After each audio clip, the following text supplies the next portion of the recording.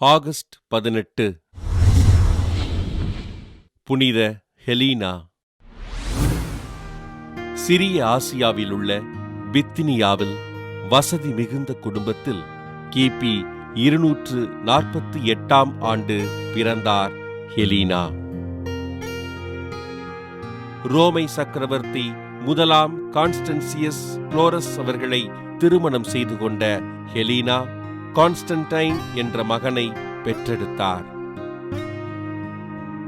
அரசியல் காரணமாக தன் கணவரால் கைவிடப்பட்ட ஹெலீனா தன் மகனை அன்போடு வளர்த்து வந்தார்.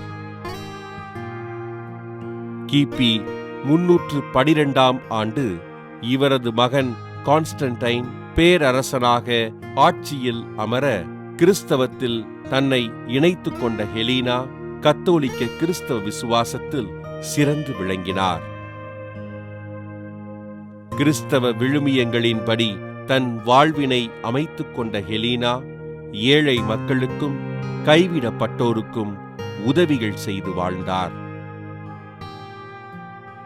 புனித பூமிக்கு திருப்பயணம் மேற்கொண்ட ஹெலீனா பெத்லகேமில் ஆண்டவர் இயேசு பிறந்த இடத்திற்கு அருகிலும் எருசலேமிற்கு அருகிலுள்ள விண்ணேற்பு மலையிலும் ஆலயங்களை கட்டி எழுப்பினார்.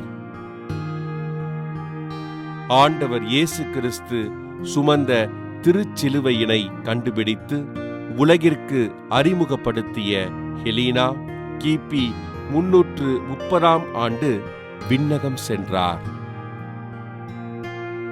பேரரசரின் தாயாக இருந்தபோதிலும் அனைத்து மக்களிடம் அன்போடு உறவாடி ஆண்டவரை அறிவித்த ஹெலீனாவினை திரு அவை புனிதராக உயர்த்தியது.